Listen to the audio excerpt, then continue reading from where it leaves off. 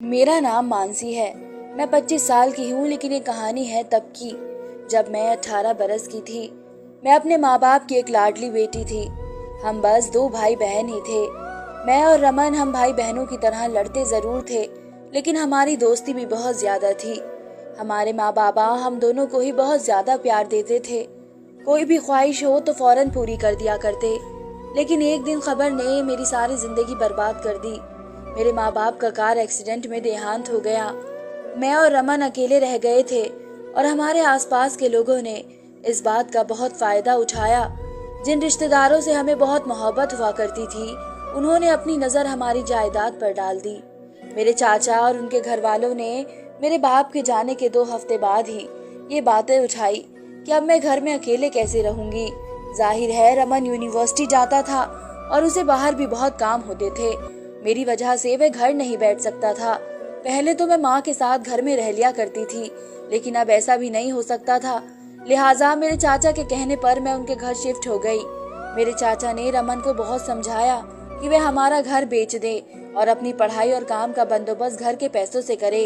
ये फैसला हम दोनों के लिए ही बहुत मुश्किल था और रमन भी इस वक्त सिर्फ 21 साल का ही था। लोग उसे जैसा कहते वह वैसा करता। रमन हॉस्टल में रहने लगा और घर मेरे चाचा ने बेच दिया।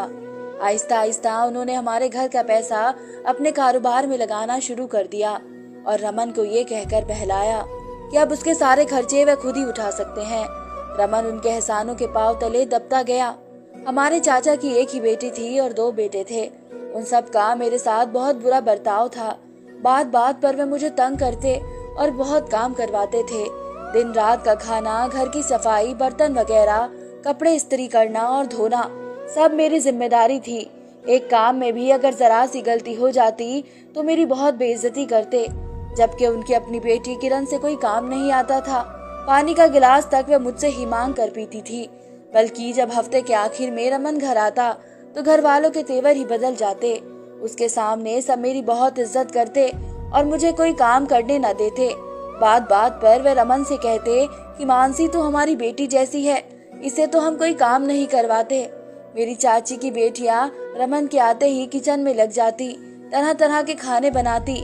मैंने ये सोचकर रमन से कोई शिकायत नहीं की कि वह मेरी वजह से परेशान होगा, और शायद यही मेरी गलती थी। रमन को लगने लगा कि चाचा और उनकी फैमिली से बेहतर इस दुनिया में कोई नहीं है। वह उसे जैसा कहते वह वैसा करता गया। एक दिन चाचा ने किरण और रमन की शादी की बात की तो मुझे ऐसा लगा कि मेरे सर पर किसी ने दीवार गिरा दी। एक दिन मैं चाची के कमरे के पास से गुजरी तो उनकी किरण को समझाने की आवाज आ रही थी कि ना सास होगी, ना ससुर, ना कोई देवर ननंद है, इसे तो हमने गुलाम बना दिया है।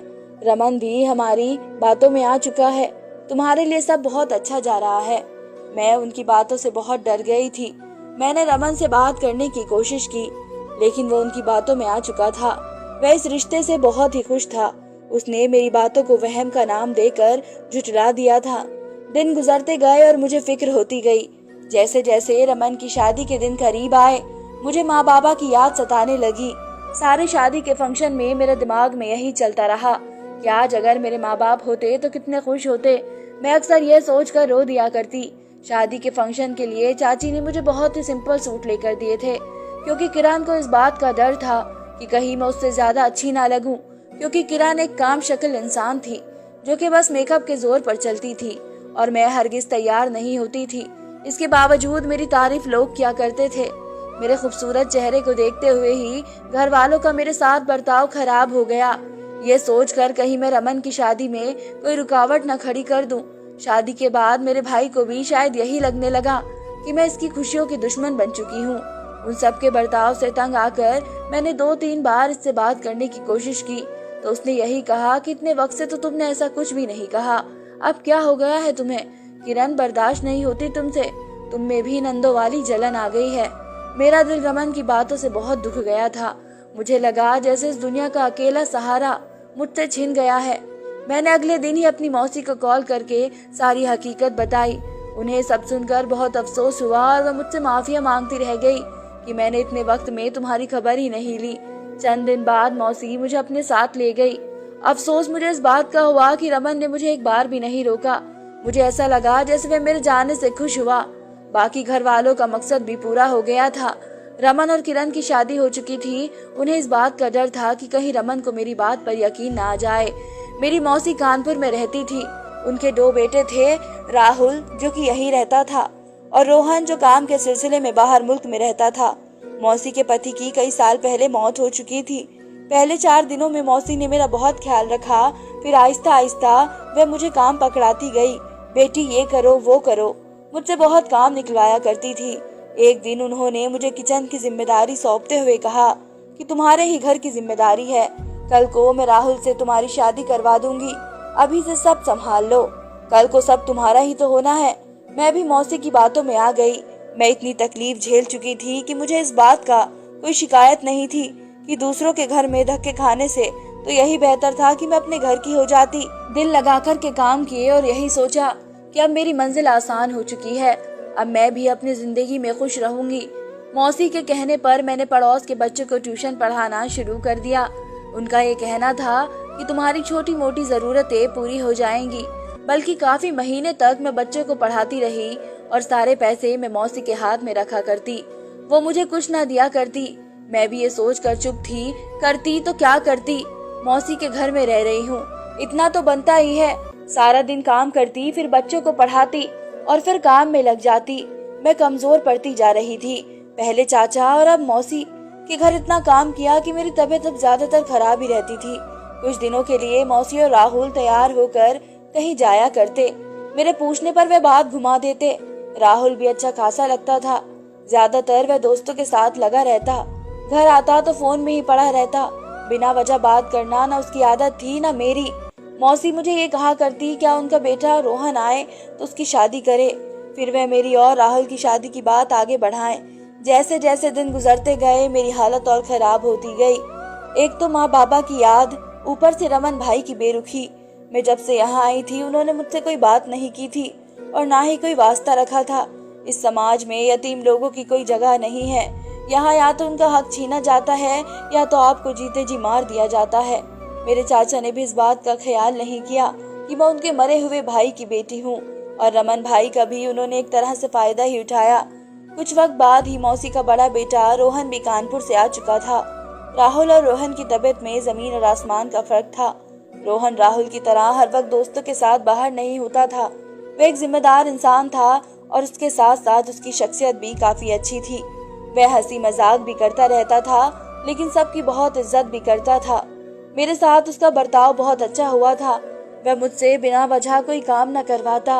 और दूसरी तरफ राहुल था जो कि हर 2 मिनट बाद चाय मांगता, कभी कपड़े इस्त्री करने का कहता। रोहन ये जानकर काफी हैरान हुआ कि मैंने आगे पढ़ने की किसी से बात ही नहीं की। मैं करती भी कैसे? एक तो मैं उनके घर में रह भी रही थी और ऊपर से मैं उनसे कैसे कहती कि मुझे आगे पढ़ना है। अगले दिन ही रोहन मेरा एडमिशन फॉर्म लेने चला गया और किताबें भी ले आया। मौसी ने भी खूब बहाने बनाए कि ये पढ़कर क्या करेगी, लेकिन रोहन ने उनकी एक ना सुनी। मैं दिन भर काम में लगी रहती और रात को जब सब सो जाते तो पढ़ती। 1-2 घंटे मुश्किल से नींद पूरी होती थी। जल्दी रोहन ने काम वाली का बंदोबस्त किया और मुझे आराम से पढ़ने का कहा। मेरी जिंदगी अब मुझे काफी बेहतर लग रही थी। मैं आगे पढ़ने भी लगी थी और कामकाज भी कम ही करती थी। एक दिन बातों बातों में रोहन की शादी की बात आई तो उसने साफ कह दिया कि फिलहाल मैं शादी नहीं करूंगा और इसलिए उसने अपनी माँ से कह दिया है कि वह राहुल की शादी करवा ले। इसलिए तो वह राहुल के लिए रिश्ते ढूंढ रही है। यह सुनते ही मेरे होश खो चुके थे तो मौसी इसी सिलसिले में तैयार होकर जाया करती थी और मेरे पूछने पर बात टाल दिया करती। मेरे चेहरे के रंग इतने उड़ गए कि रोहन परेशान हो गया। उसने जब मुझसे बहुत पूछा तो मैंने सच बताया कि उन्होंने मुझे कहा है कि वे राहुल से मेरी शादी करेंगी। यह सुनकर रोहन को भी बहुत गुस्सा आया। वह काफी वक्त अपने माँ और भाई से दूर रहा था, शायद इसलिए उसकी सोच उन दोनों से अलग थी। उसने अपनी माँ से बात की तो उन्होंने मेरे सामने ही कह दिया, इसके माँ बाप तो है नहीं, भाई इसकी खबर लेता नहीं है, दहेज वगैरह तो दूर की बात है, शादी के खर्चे भी डबल हो जाएंगे। यह सुनते ही मैं बहुत गम में चली गई थी। बाप के जाने के बाद चाचा और मौसी तो दूर की बात, भाई तक बदल गया था। इस दुनिया में मेरा कोई भी नहीं रहा था।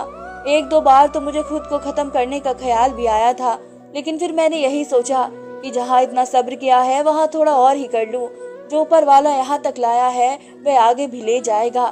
मुझे समझ नहीं आता था कि अब मैं घर में कैसे रह सकती हूँ। कुछ ही वक्त बाद शायद ऊपर वाले ने मुझे मेरे सब्र का फल दिया, या रोहन ने मौसी से मेरे और अपने रिश्ते की बात की। शुरू में तो मौसी बिल्कुल भी ना मानी, मगर आखिर में अपने बेटे की जिद के आगे वो हार मान गई। कुछ ही दिनों बाद हमारी सादगी से शादी हो गई और हम कानपुर से अलग शिफ्ट हो गए। इस बात को 4 साल गुजर गए। अब मैं जहाँ हूँ बहुत खुश हूँ। रोहन के कहने पर मैंने यूनिवर्सिटी में एडमिशन ले लिया।